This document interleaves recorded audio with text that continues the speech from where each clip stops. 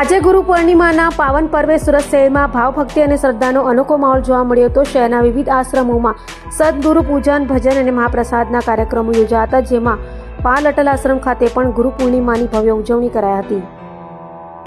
સુરતના પાલ વિસ્તારમાં આવેલા અટલ આશ્રમ ખાતે ગુરુ પૂર્ણિમા મહોત્સવ ભવ્ય રીતે ઉજવાયો હતો।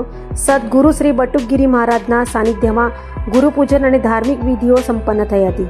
મહારાજે 22 ભક્તોને આશીર્વાદ આપી આધ્યાત્મિક માર્ગ પર આગળ વધવા પ્રેરણા આપી હતી। સવારથી પૂજા અર્ચના અને સત્સંગના કાર્યક્રમો યોજાયા હતા, જ્યારે બપોરે મહાપ્રસાદનું આયોજન કરવામાં આવ્યું હતું, જેમાં મોટી સંખ્યામાં ભક્તોએ પ્રસાદ ગ્રહણ કરી ગુરુચરણોમાં શ્રદ્ધા વ્યક્ત કરી હતી।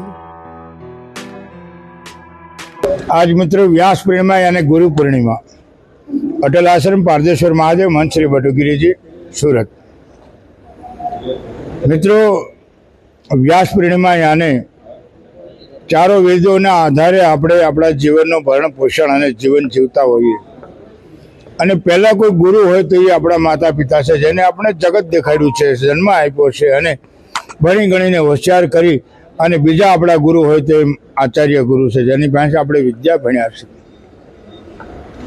ત્યારબાદ આધ્યાત્મિક ક્ષેત્રમાં જવા માટે આપણા ગુરુ, હવે આધ્યાત્મિક ગુરુ તરીકે કોઈ મહાન પુરુષોને આપણે શરણ જતા હોઈએ છીએ, એમના આશીર્વાદ પ્રાપ્ત કરતા હોઈએ છીએ।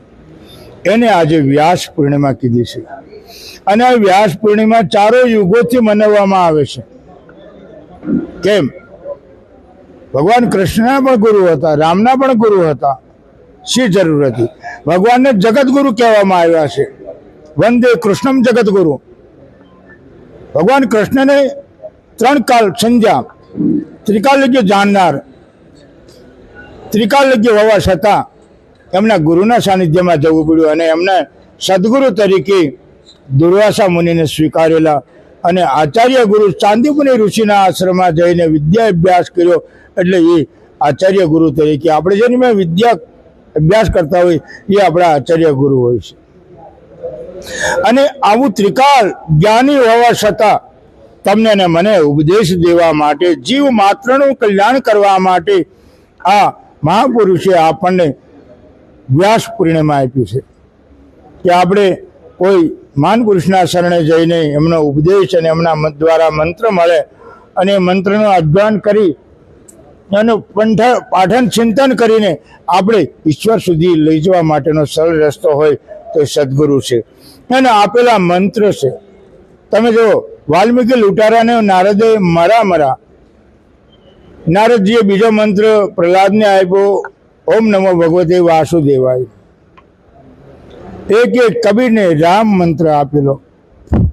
આ બધે મહાન પુરુષોને ગુરુ દ્વારા મંત્ર મળે અને એ મંત્રનું તમે ચિંતન, મનન અને જેટલા કલિકાલ યુગ કેવલ નામ યાધારા સમર સમર ભાવ ઉતરી પારા ગુરુ દ્વારા મંત્ર મળેલો હોય અને એનું પઠન ચિંતન કરો તો સહજ રીતે મુક્તિ છે। આપણે શક કરશું, શંકા રાખશું, આમ થશે કે ના થશે, પણ મિત્રો યાદ રહે, સૂર્ય પછી ચંદ્ર ઉગે છે, ચંદ્ર હાથમે તો સૂર્ય ઉગે છે, રાત પછી દિવસ આવે છે, સુખ પાછળ દુઃખ હોય છે, દુઃખની પાછળ સુખ હોય છે। એમ પરમાત્માના રસ્તા તરફ તમે ડગ મૂકો તો ઈશ્વરની પ્રાપ્તિ પણ સહજ છે। આવો ગુરુ પૂર્ણિમાની મંગલ શુભકામના સાથે અટલ આશ્રમ પારદેશ્વર મહાદેવ મંચ શ્રી બટુકગીરી સુરત।